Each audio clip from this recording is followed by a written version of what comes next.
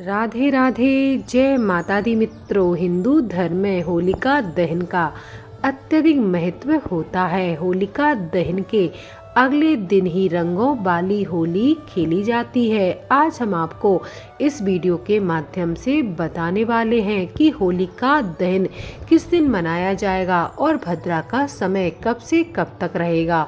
होलिका दहन की तिथि और शुभ मुहूर्त जानने से पहले आप सभी से विनम्र निवेदन है कि यदि आपको वीडियो पसंद आए तो प्लीज़ वीडियो को एक लाइक ज़रूर करें, चैनल को सब्सक्राइब करें और कमेंट बॉक्स में जय माता लक्ष्मी ज़रूर लिखें। माता लक्ष्मी की कृपा आप सभी पर हमेशा बनी रहे और आप सभी का जीवन सुखमय हो। तो चलिए दोस्तों, वीडियो को प्रारंभ करते हैं। इस साल कब किया जाएगा होलिका दहन, जानिए शुभ मुहूर्त और भद्रा का समय।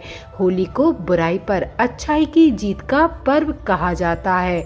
कहते हैं कि होली के दिन तो पराये भी गिले शिकवे भूलकर अपने हो जाते हैं। इसलिए हम सभी लोग होली के त्योहार को भी अन्य त्योहारों की तरह बहुत ही धूमधाम से मनाते हैं। हर साल फाल्गुन मास की पूर्णिमा पर होली मनाई जाती है। होली का पहला दिन होलिका दहन का होता है, जिसमें लकड़ियों से होलिका तैयार की जाती है और जलाई जाती है।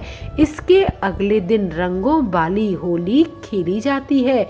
इस साल कब और किस मुहूर्त में किया जाएगा होलिका दहन और क्या है इस त्योहार को मनाने का महत्व, आइए जानते हैं इस वीडियो के माध्यम से। पंचांग के अनुसार फाल्गुन मास की पूर्णिमा तिथि 13 मार्च की सुबह 10:35 पर शुरू होगी और 14 मार्च दोपहर 12:23 पर पूर्णिमा तिथि का समापन हो जाएगा। इसके चलते होलिका दहन 13 मार्च गुरुवार के दिन किया जाएगा। इसके अगले दिन यानी 14 मार्च शुक्रवार के दिन होली खेली जाएगी। होलिका दहन का शुभ मुहूर्त। इस साल होलिका जलाने का शुभ मुहूर्त रात्रि 11:26 से अर्धरात्रि 12:29 तक रहेगा। इस समय अवधि में होलिका दहन किया जा सकता है। होलिका दहन पर भद्रा का साया। होली पर अक्सर ही भद्रा का साया देखने को मिलता है। इस साल भी होलिका दहन पर भद्रा का साया लग रहा है। भद्रा का साया होने पर होलिका दहन करना वर्जित माना जाता है, अर्थात अशुभ माना जाता है। होलिका दहन के दिन सुबह 10:35 से लेकर रात्रि 11:26 तक भद्रा का साया रहेगा। भद्रा पूज का समय शाम 6:57 से 8:14 तक रहेगा। भद्रा मुख का समय रात्रि 8:14 से 10:22 तक रहेगा। होलिका दहन का महत्व। पौराणिक कथाओं के अनुसार हिरण्यकश्यप नाम का एक राजा था जो भगवान विष्णु को अपना शत्रु समझता था। उसका एक पुत्र था जिसका नाम प्रहलाद था, जो भगवान विष्णु का परम भक्त था। ऐसे में हिरण्यकश्यप अपने ही छोटे से बालक को मारने की कोशिश करने लगा। हिरण्यकश्यप बार बार प्रहलाद को मारने की कोशिश करता था और बार बार ही भगवान विष्णु की कृपा से प्रहलाद बच जाते थे। एक बार हिरण्यकश्यप ने प्रहलाद को मारने के लिए एक योजना बनाई। उसने अपनी बहन होलिका से प्रहलाद को लेकर अग्नि में बैठने के लिए कहा। होलिका प्रहलाद की बुआ थी और हर बुआ की तरह वह भी प्रहलाद को बहुत प्यार करती थी, लेकिन भाई की आज्ञा का पालन करने के लिए होलिका अपने भतीजे प्रहलाद को लेकर अग्नि पर बैठ गई। होलिका को कभी न जलने का वरदान प्राप्त था, अर्थात ब्रह्मा जी ने होलिका की तपस्या से प्रसन्न होकर उन्हें वरदान स्वरूप एक चुनरी प्रदान की थी, जिसे ओढ़कर वह अग्नि के संपर्क में आती थी तो वह जलती नहीं थी। प्रहलाद विष्णु भगवान के भक्त थे और उनके पिता हिरण्यकश्यप विष्णु भगवान को अपना दुश्मन समझते थे। उन्होंने प्रहलाद को कई बार समझाया, लेकिन प्रहलाद ने विष्णु भगवान की भक्ति करनी नहीं छोड़ी। हिरण्यकश्यप राक्षस कुल के थे और उनकी बहन होलिका भी। चूंकि बालक प्रहलाद की भगवान विष्णु के प्रति बहुत अधिक आस्था थी, इसलिए उनके पिता जो राजा थे उन्हें ये बात अच्छी नहीं लगती थी कि वो चाहते थे प्रहलाद विष्णु भगवान की भक्ति करना छोड़ दे, उनकी पूजा आराधना करना छोड़ दे। और हिरण्यकश्यप का कहना था कि मैं सबसे बड़ा हूँ, तुम मेरी पूजा करो, तुम भगवान विष्णु की पूजा मत करो, नहीं तो मैं तुम्हें दंडित करूँगा। और इस तरह उन्होंने एक बार प्रहलाद को नदी में भी फेंक दिया था, मगर विष्णु भगवान की कृपा से नदी का पूरा पानी सूख गया था और बालक प्रहलाद हंसते हंसते नदी से वापस लौट आए थे। इस तरह कई बार प्रयास किए हिरण्यकश्यप ने प्रहलाद को मारने के लिए, लेकिन हर बार हिरण्यकश्यप प्रहलाद को मारने में असफल रहे। फिर हिरण्यकश्यप ने बालक प्रहलाद को मारने के लिए एक योजना बनाई, क्यों ना होलिका द्वारा इसका वध कर दिया जाए। होलिका जो राक्षस कुल की थी और उन्हें वरदान प्राप्त था कि वह आग में नहीं जल सकती हैं, तो हिरण्यकश्यप के आदेश अनुसार होलिका प्रहलाद को लेकर आग में बैठ गईं। अब की बार भी भगवान विष्णु की कृपा से होलिका आग में जल गईं और भक्त प्रहलाद हंसते हंसते आग से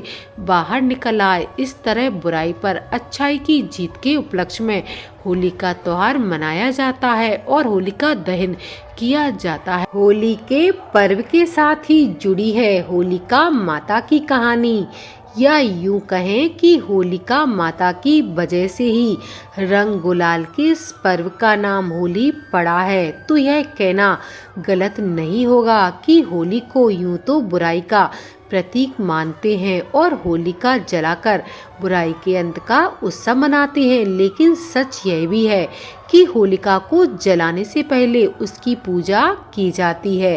होलिका अगर वास्तव में बुराई का प्रतीक होती तो उनकी पूजा नहीं की जाती। हिमाचल की लोक कथाओं में होलिका माता की कहानी मिलती है, जिसे जानकर आप भी हैरान रह जाएंगे और कहेंगे होली बुराई की प्रतीक नहीं है बल्कि प्रेम की देवी थी, जिसने प्यार की खातिर अपने जीवन का बलिदान दे दिया था। आइए जाने होलिका की वह अनजानी अनसुनी कहानी। बड़ी ही रोचक कहानी है।